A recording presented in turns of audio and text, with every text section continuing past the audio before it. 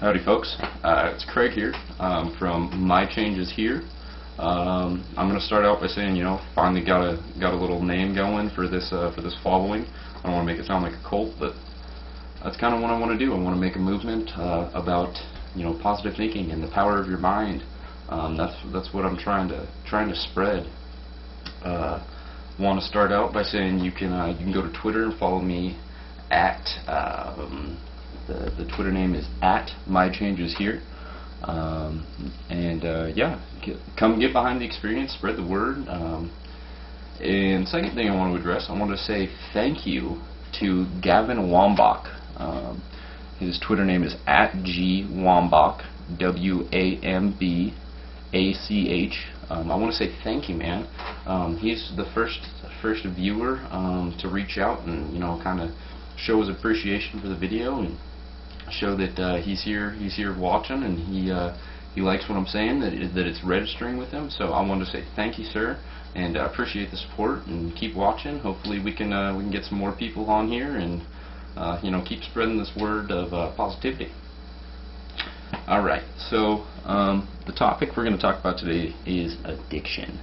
I want to start out by saying, I am not somebody that is anti-everything. Alcohol and drugs and tobacco are terrible. I mean, if you've seen any of my other videos, I'm chewing. I struggle with addiction. I fight addiction.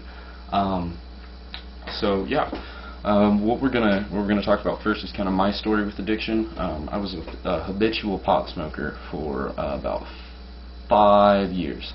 Not saying that weed's bad, not saying that weed's killing people or it's bad for you or anything like that. I know plenty of people out there that smoke weed on a regular basis and are very successful. But just like anything, not for me. It was for a very long time. It was a very large part of my life, and I think that's kind of the issue. It should be something that you do to unwind, that you do recreationally, that you do therapeutically. It should not be a part of your life, though. It should not be a part of you. And that, for me, that's what pot really turned into. It was a substantial portion of my life. And you can ask people around me. Now that I've quit smoking, the motivation that I have, the positive thinking, and the state of mind that I have is so much stronger. And I'm not saying it's like that for everybody. I'm just saying in my situation, this is what's happening for me. And I kind of took some notes here of some things that I want to address while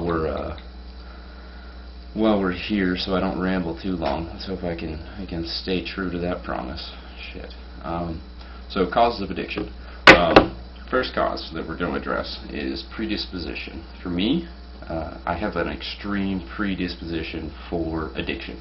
If you look at my genetic lineup, my mom is, my mom, my dad, my step-parents, my grandparents, they are all, I don't want to say addicts, but they all overindulge. A lot of it is booze, pain pills, stuff like that. I mean, I have some aunts and some uncles that are essentially tweakers, and I strongly believe that there is a predisposition for addiction. It's been proven genetically that if you come from a long line of boozing, you are more likely to be an alcoholic. That is partially a genetic lineup, and it's also partially an environmental thing. A couple little studies. The reason why I say it's genetic is because there's been a study that people that were born and separated from their birth parents, and their birth parents, struggled with addiction.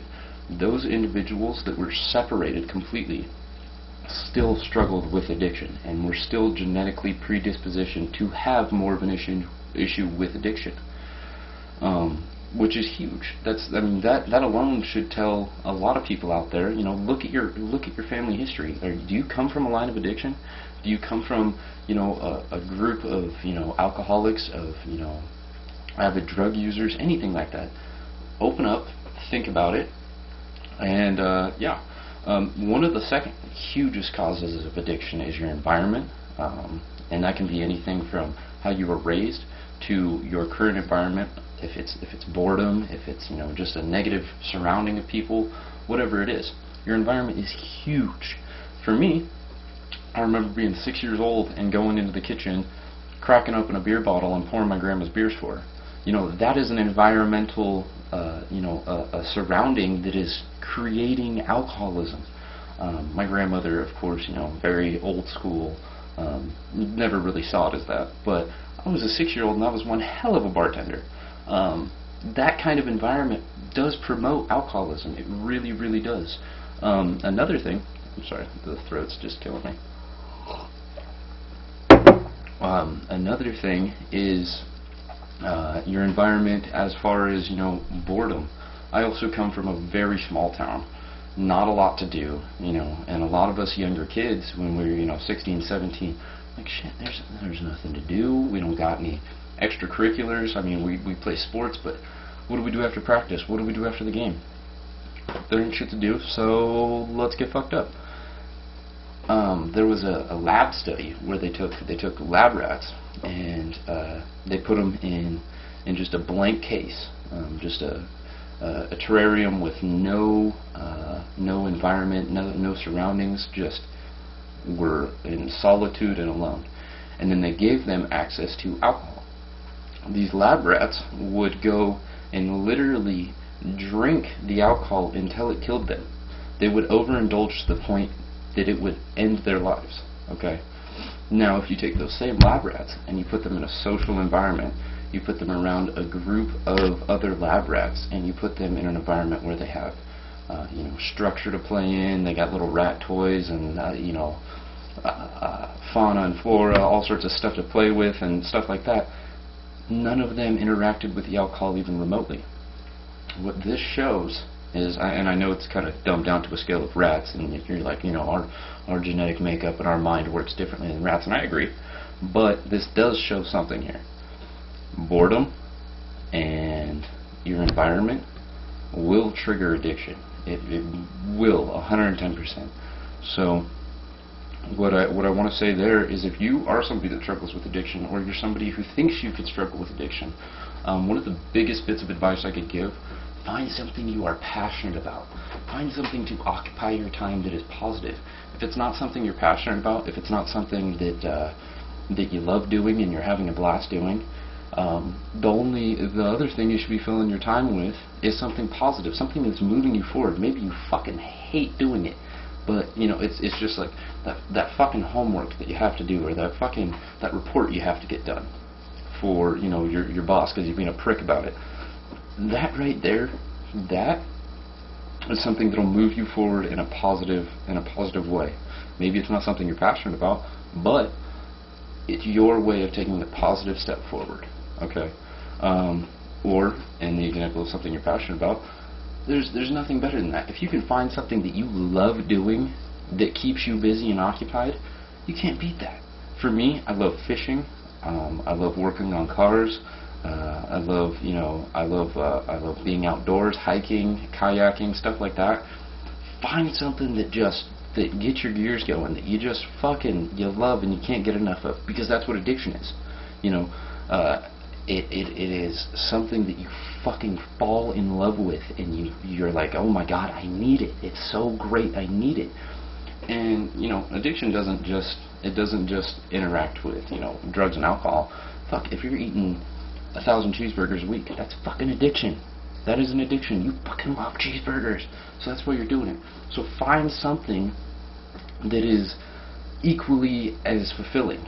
I fucking love fishing. I love catching fish. There you go, right there. That is your supplement. And I'm not saying that you should replace your addiction with another addiction, but occupy that time that you would be spending doing something positive or something that you enjoy. And you can't beat that. You okay? Give me a sec here. We gotta look at our other notes here. Okay. Next thing I want to talk about is moderation. Not, like I said in the beginning, not saying that drugs and alcohol are terrible. Okay. I smoked weed. I've drank profusely. I've experimented with all sorts of drugs. Never touched meth, never touched heroin, nothing crazy like that. But you know, I've messed around with the uppers, I've messed around with the downers, I've messed around with the hallucinogens, all of that. And I'm not saying that those are terrible negative things, because I really think that there is something to that. You know, there is some part of it that it is a mind expanding. It's a fun thing. It's a social thing. There is parts of this that are okay.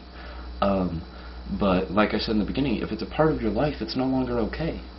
It's not something that you get to just enjoy in moderation and you get to have fun with. It's not experimenting anymore. It is addiction. It is a part of you. And for me, weed was huge. Weed took my motivation away. Weed was going to essentially turn me into a fucking couch potato. And it's not that way with everybody. There's plenty of people out there that fucking smoke pot and it helps with their anxiety and it's therapeutic for them. That's awesome. Good. That's great. But you have to look within yourself and figure out, like I said, is this part of who I am, or is this just something fun? And if it's part of who you are, you have to figure out, is this something that I can indulge in on occasion? Is this something that I am actually strong enough to handle in moderation, or is this something that I need to be abstinent from? Is this something that I have to cut out of my life? I would love one day for me to find the ability to smoke pot in moderation again, but right now I know that my mind is not strong enough. Through positive thinking and positive energy, eventually I hope to get back there. But right now, I am not mentally strong enough. So it is something that I'm abstinent from. But, like I said, you have to figure out within you, and you have to do some soul searching and some technical mental thinking, and you have to get within yourself to figure out, is this me, or is this something that I can control? Can I do this? And if you have any doubt, walk away, be abstinent, even if it's for a month, and then see if you can come back. Flirt with the devil a little bit, see if you can handle it. And if you can't, back to abstinence. Understand that you are only so mentally strong, and you can work towards being stronger, but it doesn't happen overnight. One of the last things I want to address that I thought was extremely interesting. You have about anywhere from 50 to 70,000 thoughts a day. So if you visualize it like this, you're in a completely black room. Your mind is a pitch black room, and there is white text constantly just brrr, brrr, brrr, brrr, brrr. It's I want a sandwich for lunch, brrr, and then it's gone, and then new thought, new thought, new thought. You're having 60,000 of those a day. Tell me that those thoughts, that does not produce your environment. Tell me that does not affect your surroundings. Tell me that is not part of your body completely. Those thoughts, those 60,000 thoughts a day, okay, that is a huge, huge impact on you. That is gigantic. If you can just take, start small. If you can take fucking 30,000 of those thoughts and turn them into something positive, if you can make those thoughts into no longer a negative or just a dull thought that's just, you're going to have thoughts throughout the day that are just like, what the fuck was I just thinking about? That was retarded. But if you can take as many of your thoughts throughout the day and produce them into positivity, and you can get up into the, I'm having 50, you're not going to be able to count it, but in your mind, I'm having 50,000 positive thoughts today. That is going to produce positivity in your life. That is something that is huge, especially with addiction and everything we're talking about here. Your mind is the most powerful part of your body. It controls all of this. It's everything. Your mind creates your surrounding. It creates everything. And people don't understand how powerful your brain is. Learn about your brain. Learn about your mind. Learn about you as a person. Figure out who you are inside. Once you do that, you will expand your horizons so much. I'm telling you, once you learn about you and what your triggers are, what makes you tick, how you react to things, once you start figuring these things out, you can start making corrections.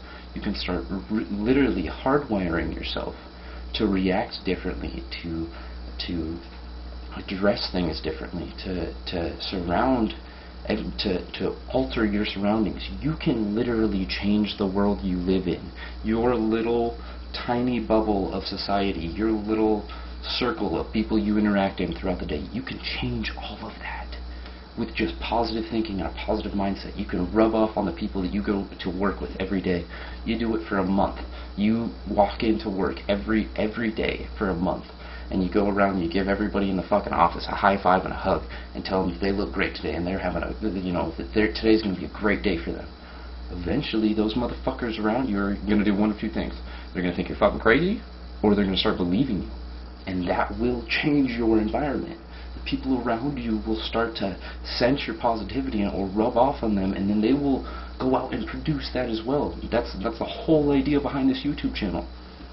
I'm hoping that I can rub off on that one person, get them to sense some fucking positivity, and be like, holy shit, I'm gonna change. I'm gonna do this. I'm gonna be a positive thinking individual. I'm gonna spread positivity, and then they're gonna start rubbing off on people, and they're gonna start rubbing off on people. And I'm not doing it because I want a bunch of people to be listening to me. I'm doing it because I want that one person to hear me out and realize that, with positivity in my mind, I can do this. We can make a better place, because I don't know if you guys have realized, but if you take a look around, flip on the fucking 8 o'clock news tonight. This world we're living in, it's pretty fucking unacceptable. We got blessed with a gorgeous earth, with a beautiful environment, and the human race is slowly destroying all of that with negativity, with not indulging. I know that there's this belief of afterlife and all that, and whatever you believe, that's all good, but something you need to realize is if this is your only shot at life, you spread that positivity, you make the fucking most out of it, and you make this chance at life. You leave your small legacy. I want you to really think about it. In 200 years, maybe nobody will know your name. Maybe nobody will even know that you walked this earth. But this small time period that you have, this 60, 80 years, however long you live, if you can leave your legacy within people with just positive thinking and a positive mindset and a positive attitude, that's what it's about. That's about all I got for the day. What I really wanted to drive home with all this is, the power of your mind. And when it interacts with addiction, the strongest thing to fend off addiction is your brain and your inner being and your own self. That is how you can fight addiction, is within yourself. There's no 12-step process that's going to fix it. I'm sorry, it's not. People that go through that 12-step and are successful, you know why? Because they actually wanted it. They wanted that to work, and they found their way. They made their conscious decision to, I want to better myself. That's why things like that work. It's because you make the mental choice. Be positive. Spread positivity. Let the world, even if your world's as small as the 20 people you interact with in a day, make the world see you shine. Make sure that those 60,000 thoughts a day you're having, make sure that they're good thoughts and that they're making you project positivity. There's nothing more powerful in this entire planet than your brain and how you can alter your state of mind. So, alrighty, YouTube, that's about all I got for you today. Like I said, my name's Craig. I got the Twitter channel up at My Changes Here. Got the YouTube channel going. Finally got a name, so a little bit more professional, I guess. As chicken scratches this fucking video blog is. As long as somebody's listening, we'll keep. I'm gonna keep posting. As long as I can get at least one view on the video, I'm not gonna leave. I'm gonna keep posting these and annoying the shit out of everybody. So. So hopefully we can get some more people along for the ride, and hopefully we can get some more positivity spread. Alrighty, YouTube. So that's all I got for you. You guys all have a great day tomorrow, and you know, put your positive foot forward. Let's see what you can create in the next 24 hours. What can you do? All right, later, folks.